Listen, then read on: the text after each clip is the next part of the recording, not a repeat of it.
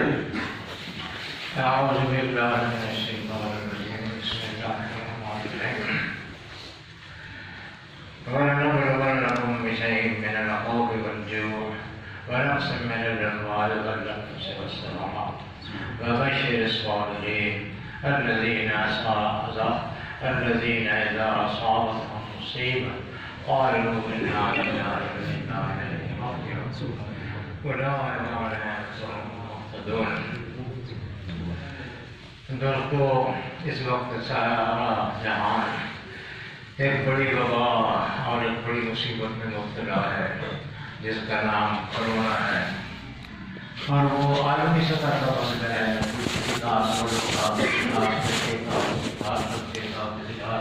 مسجد کا مسئلہ نہیں ہے، عوامی مسئلہ ہے۔ اور اللہ پاک نے فرمایا ہے کہ وَنَبْلُوكُمْ بِالشَّرِّ وَالْخَيْرِ فِتْنَةً، ہم تمہیں آزمائیں گے اچھائیوں کے ساتھ بھی اور مشکلات کے ساتھ بھی، اور یہ تمہاری آزمائش ہوگی۔ ایسا ہوتا ہے اللہ پاک اپنے نعمتوں کو انفرادی طور پر بھی آزماتا ہے، اجتماعی طور پر بھی آزماتا ہے۔ انفرادی طور پر حضرت سلیمان کو خیر کے ساتھ، آسائش کے ساتھ، سہولت کے ساتھ، عزت کے ساتھ آزمایا اور اتنا بڑا مقام دیا کہ ان کا غلام جو ہے وہ بلقیس کے تخت کو لا کے حاضر کر دیتا ہے ان کے سامنے۔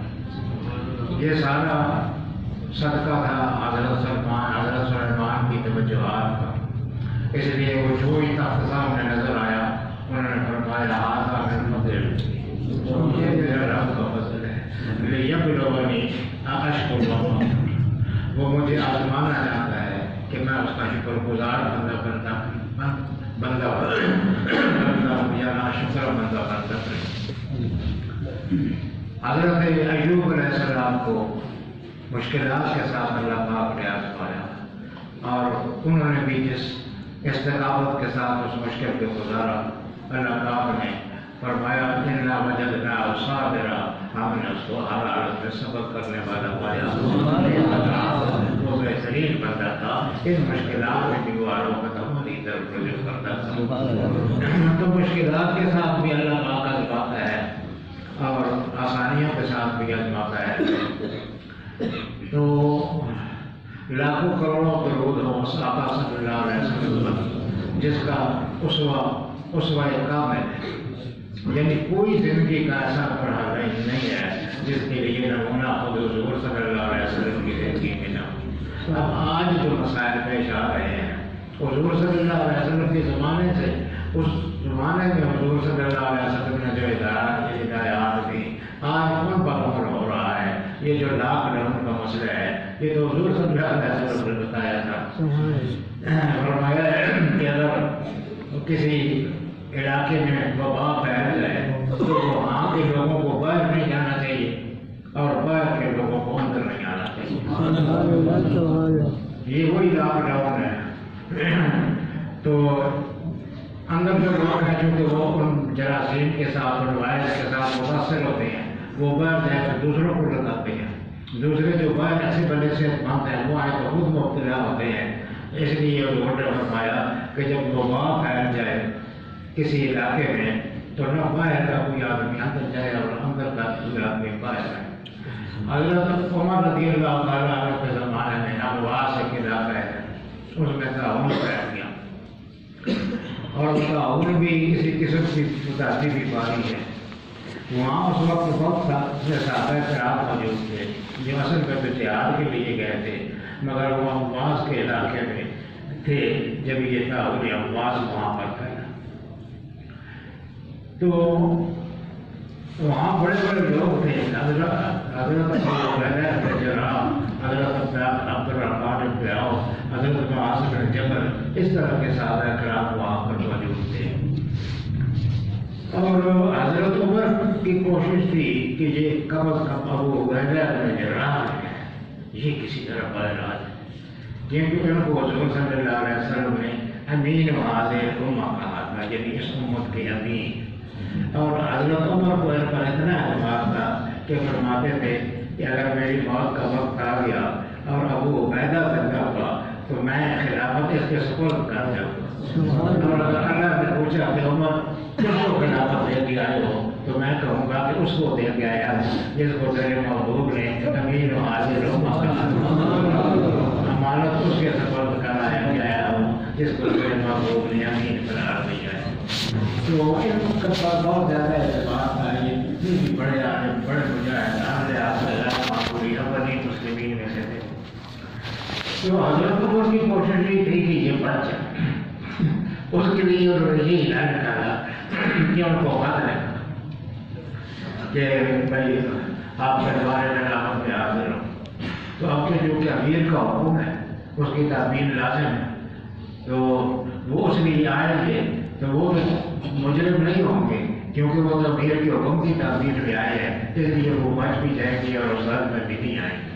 حضرت عمر نے یہ ہیلا نکالا, ان کو خط لکھا. انہوں نے آگے سے کہا امیر المومنین جواب لکھا, امیر المومنین میں جانتا ہوں آپ میرے ساتھ بہت محبت رکھتے ہیں اور میں یہ بھی جانتا ہوں کہ آپ جو مجھے بلا رہے ہیں تو مجھے ان کے علاقے سے نکالنا چاہتے ہیں. لیکن میں آپ کو بتاؤں کہ حضور صلی اللہ علیہ وسلم نے فرمایا ہے کہ جو آدمی کسی وبائی علاقے میں ہو اس کو باہر نہیں نکلنا چاہیے. اس لیے میں حضور کی سبوں پر عمل کرتے ہوئے دنیا میں رہوں گا. باوجود سہولت میسر ہوئے حضور صلی اللہ علیہ وسلم کی اس حکم کی تعبیر کرتے ہوئے اور حضور صلی اللہ علیہ وسلم نے یہ فرمایا کہ وہ وبائی علاقے میں اگر کوئی آدمی مار گیا اس وبا کے ساتھ تو وہ شہیدوں میں شمار. تو بہرحال حضور صلی اللہ علیہ وسلم کا اسوہ جو ہے وہ جو کوئی اسوہ کامل ہے لقد قال فی رسول اللہ اسوۃ حسنہ. تو حضور صلی اللہ علیہ وسلم کی زندگی میں بھی مختلف حالات پیش آتے ہیں. مثلا نماز سب سے بڑی شے ہے. اسلام میں سب سے بڑا فرض نماز ہی ہے.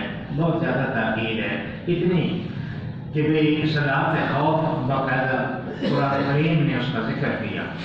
قرآن کریم نے کہا کہ وَإِذَا كُنْتَ فِيهِمْ اے میرے معبود جب آپ ان کے اندر ہوں نماز کا وقت ہو جائے تو پھر ایسے ہونا چاہیے کہ فرد کا وقت میں ہم نماز ایک نماز آپ کے ساتھ کھڑی ہو نماز پڑھی ایک رکعت پڑھ پیدا سجدو جب وہ ایک سجدہ کر رہے پر یہ پوروں میں بنائے ہونا چاہیے کہ وہ پھر دشمن کے مقابلے میں چلے جائے اور وہ دشمن کے مقابلے والے جو ہیں وہ یہاں آ کے ان کی جا کر نماز میں شامل ہوں. اس طرح اگر بدل کے نماز ادا کریں لیکن نماز معاف نہیں.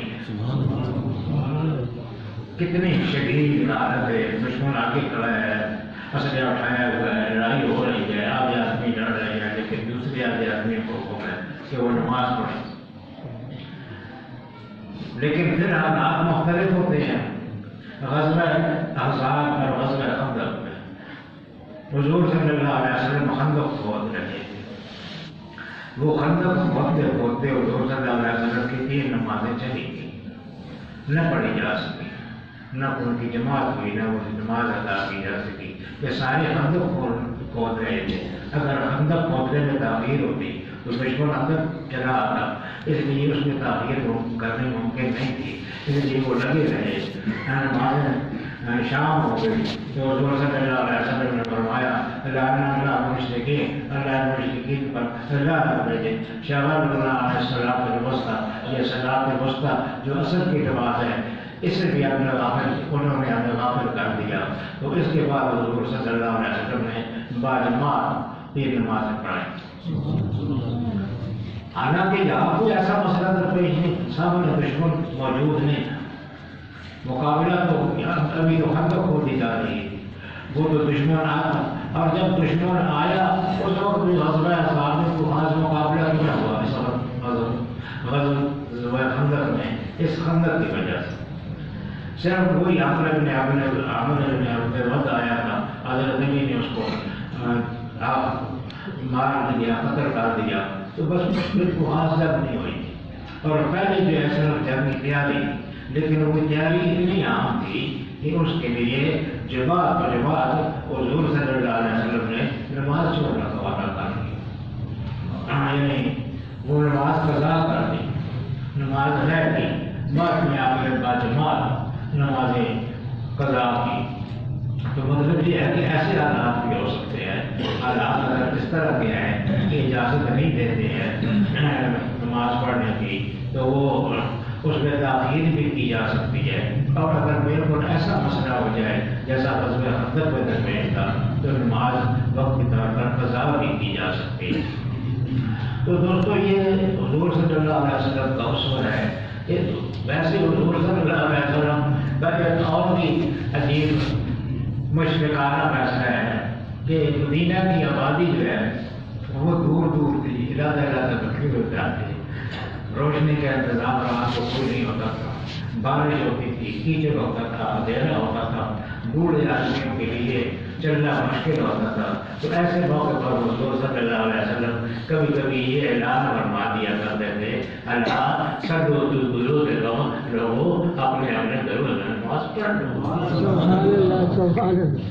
تو یہ تو اس وقت کی بات ہے، اب وہ چند 1500 سال بعد دوبارہ عمل میں آ رہی ہیں، یہ بہت بہار کے بارات میں اسی طرح آسانی ہو رہی ہیں۔ اللہ صلو فی بیوتکم، یعنی حی علی الصلاۃ کی جگہ اللہ صلو فی بیوتکم کہا جاتا ہے کہ اپنے گھروں میں نماز پڑھ لو۔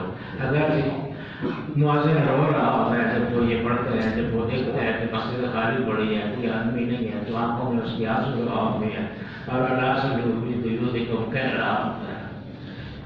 تو یہ مختلف حالات ہیں دوستوں، ساری حالات میں حضور صلی اللہ علیہ وسلم کا اسوہ موجود ہے، حالات کے مطابق فیصلہ کرتی ہیں حکومتیں۔ اور یہ جو عالمی مسئلہ ہے، یہ ملک کا یا ایک جماعت کا یا ایک طریقے کا مسئلہ نہیں ہے، اس لیے اس میں جو ہدایات حکومت کی طرف سے دی جائیں ان پر عمل کرنا چاہیے اور اختیار کرنی چاہیے۔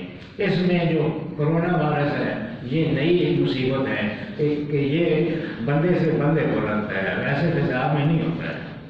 جب آدمی دوسرے کو ملتا ہے تو وہ یا ملنے والے میں اگر کرونا ہو تو اس کو لگ جاتا ہے، یا جس سے مل رہا ہے اس میں اگر کرونا ہے تو اس ملنے والے کو لگ جاتا ہے، دونوں سے خطرہ ہے۔ اور ایسی بیماری ہے کہ یہ ابتدا میں ظاہر نہیں ہوتی ہے، اس لیے ملنے ملانے میں احتیاط چاہیے، یعنی نہیں ملنا چاہیے۔ جب ملتا ہے آدمی تو ظاہر ہے کہ دو آدمی ملتے ہیں تو یا اس کا کرونا ادھر آ جاتا ہے یا ادھر کا کرونا ادھر چلا جاتا ہے اور پھر وہ سارے ادھر ادھر پھیلتا ہے۔ اس لیے احتیاط کا تقاضا یہ ہے کہ ملنے سے گریز کرنا چاہیے۔ اس لیے آدمی جمعے کے بعد جو ملنے کی محفل ہوتی ہے ملاقات کی، وہ نہیں کریں گے اس احتیاط کے پیش نظر، بس دعا کے بعد لوگ اپنے اپنے چلے جائیں۔ ملاقات والا سلسلہ جو ہے اس کے احتیاط کے پیش نظر فیلحال ترک کیا جا رہا ہے۔ جب حالات ٹھیک ہوگا تو پھر انشاءاللہ کوئی سلسلے شروع ہو جائیں گی۔ تو اس لیے دوستوں، اور اصل شے جو ہے وہ اللہ کی طرف رجوع کرنا ہے، استغفار کریں کثرت سے۔ وہ بسم اللہ الذی لا الہ الا هو معصومی شاہ میں لفظ بلا بسما وہ اسمی الرحیم صبح شام پڑھنا معمول بنائیں۔ اور بھی جو دعائیں ہیں وہ بھی کثرت سے پڑھیں اور اللہ سے اپنے گناہوں کی مغفرت طلب کریں۔ اللہ ہمارے گناہ کو معاف فرمائے اور اللہ ہمیں اس مصیبت سے نجات عطا فرمائے۔